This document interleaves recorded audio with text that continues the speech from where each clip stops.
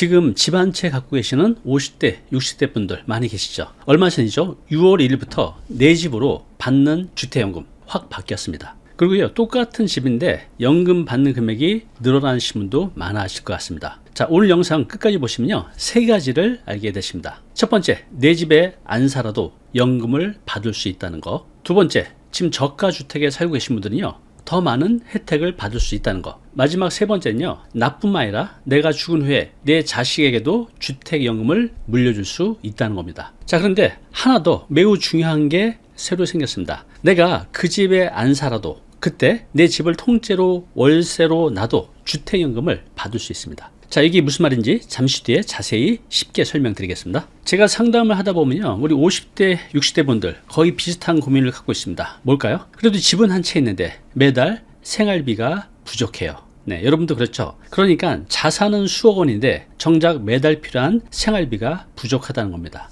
대부분요, 국민연금 하나만으로는 생활비 부족합니다. 그렇죠? 저도 그렇습니다. 자산은 집에 다 묶여 있고 매달 쓸 현금은 부족하고, 이게 우리 세대의 가장 큰 딜레마입니다. 그래서 자식한테 물려주자니 내 노후가 막막하고, 또 집을 팔자니 그럼 내가 살 집이 없죠. 이 문제를, 이 고민을 해결해 줄 수 있는 게 바로 주택연금입니다. 자, 주택연금 쉽게 설명드려 볼게요. 이건요, 내 집을 국가에 담보로 맡기고요, 그 집에서 내가 죽을 때까지 계속 살면서 매달 연금을 받는 제도입니다. 집을 팔지 않고도 월급을 만들 수 있는 구조입니다. 그런데 이게 그동안 좀 심각한 문턱이 있었습니다. 뭐죠? 반드시 그 집에서 살아야 된다. 집을 비우면 연금이 끊긴다. 이것 때문에 많은 분들이 가입을 망설였습니다. 그런데 이 문턱이요, 6월 1일부터 확 낮춰졌습니다. 많은 분들이 이제는 이 고민 하지 않으셔도 됩니다. 자, 먼저 기본부터 정리하고 가겠습니다. 주택연금. 자, 이거 누가 언제 어떻게 받을 수 있는 걸까요? 쉽게 설명드리겠습니다. 첫 번째는요, 나이입니다. 나이.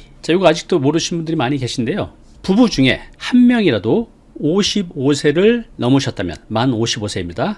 가입할 수 있습니다. 즉, 부부 둘 다 55세일 필요는 없고요, 부부 중에 한 사람만 55세를 넘으면 주택연금 가입할 수 있습니다. 두 번째는요, 집의 가격입니다. 부부 합산 기준 12억 이하의 주택이나 오피스텔, 그러니까 주거용 오피스텔이죠, 가입할 수 있습니다. 여기서 이 12억은요 시세가 아닙니다. 공시 가격입니다. 자, 여기서 중요한 게 있습니다. 많은 분들이 집이 한 채만 있어야 가입할 수 있는 거 아니냐 라고 생각하시는데요, 다주택자도 상관없습니다. 집이 두 채든 세 채든 좀 전에 말씀드린 이 공시가격 12억 이하면요 가입할 수 있습니다. 자, 다시 말씀드리지만 12억 요 기준은요 시가가 아니라 공시가격입니다. 즉 시세로 치면요 대출 한 16억 17억짜리도 공시가격 12억 안쪽에 들어가는 경우가 많이 있습니다. 그러니 나는 시세가 16억 17억 해서 가입이 안 되겠지, 네, 이렇게 미리 포기하지 마시기 바랍니다. 그리고 혹시 합쳐서 12억이 넘는 경우라도 2주택자라면요 3년 안에 내가 한 채를 파는 조건으로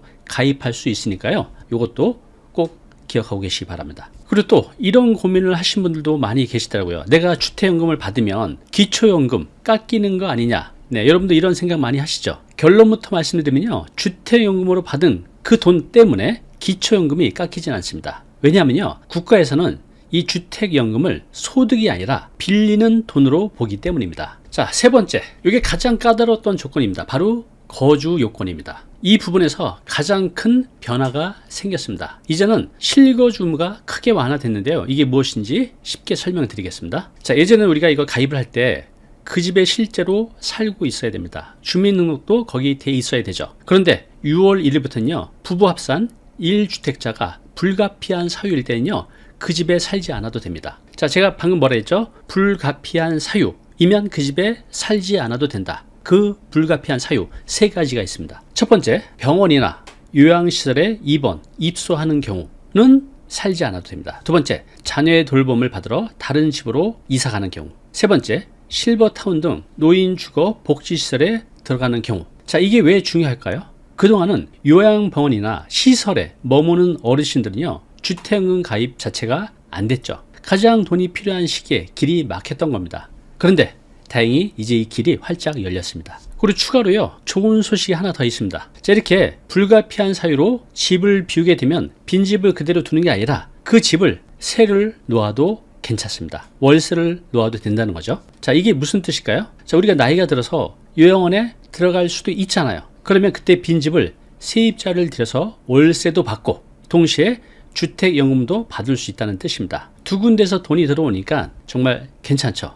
이 가장 큰 변화입니다. 선물 준비했습니다. 부동산 사기 예방 실전 가이드 책자 전자책입니다. 그리고 오늘 영상 쉽게 정리한 이 자료 무료로 드립니다. 영상 보신 후에 아래 고정 댓글 누르면 받을 수 있습니다. 자, 두 번째 큰 변화가 있는데요. 저가주택 우대형이요 더 확대됐습니다. 우대형 주택연금, 이게 무엇인지 아시나요? 우대형 주택연금은요, 집값이 낮은 분들한테는 같은 집이라도 연금을 더 많이 주는 제도입니다. 원래 조건은 이랬습니다. 부부 중 한 명 이상이 반드시 기초연금을 받아야 되고요. 부부 합산 시가 2억 5천 미만 1주택자면요 우대를 해줬습니다. 그런데요, 6월 1일부터는요 시가 1억 8천 미만 저가주택을 갖고 계신 분, 여기서 사는 분들은요 주택연금의 우대폭이 훨씬 더 커졌습니다. 우대폭 얼마나 커졌을까요? 원래는 우대율이 14.8%였습니다. 그런데 이게 20.5%로 크게 올라갔습니다. 자, 그리고 우리 세대에 이런 분도 많이 계십니다. 내가 주택연금으로 다 받으면 우리 자식들한테 물려줄 자산이 없는데, 이런 고민 많이 하시죠. 자, 바로 이런 분들을 위한 세 번째 변화가 생겼습니다.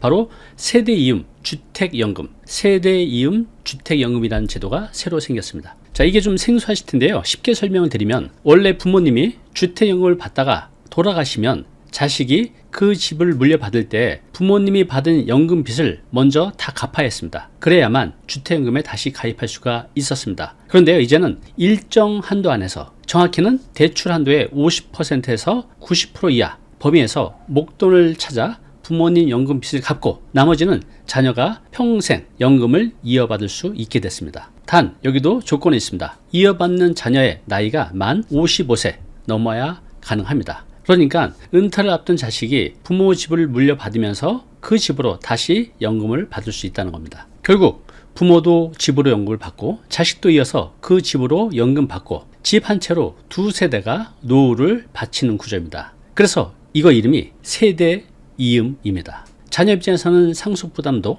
또 새로 가입하는 부담도 줄어드는 거죠. 자, 오늘 내용은 조금 복잡했는데 이해가 되셨나요? 그래서 오늘 내용 핵심만 세 가지 다시 한번 정리를 해드리겠습니다. 첫 번째, 내가 주택연금 받을 대상이 되는가입니다. 앞에서 제가 뭐랬죠? 부부 중에 한 명이 만 55세를 넘으면 가능합니다. 둘 다 55세 이상일 필요가 없습니다. 그리고 공시가, 시가가 아닙니다. 공시가 합산이 12억 이하의 주택이면 가입할 수 있습니다. 신청 마감일 그런 건 없습니다. 두 번째, 내가 사는 집이 우대형 주택인지를 체크해 보시기 바랍니다. 기초연금 받으면서 부부 합쳐 집 한 채 시가 2억 5천이면요 우대형 대상입니다. 그리고 이번에 새로 생긴 그 중에서도 1억 8천 미만이면요 우대폭이 훨씬 더 커집니다. 세 번째, 자세한 건요 한국주택금융공사에 전화해서 상담받아 보시기 바랍니다. 오늘 말씀드린 우대율 그리고 수령액은요 나이, 집값, 집의 종류에 따라서 모두 달라집니다. 그래서 자세한 건 한국주택금융공사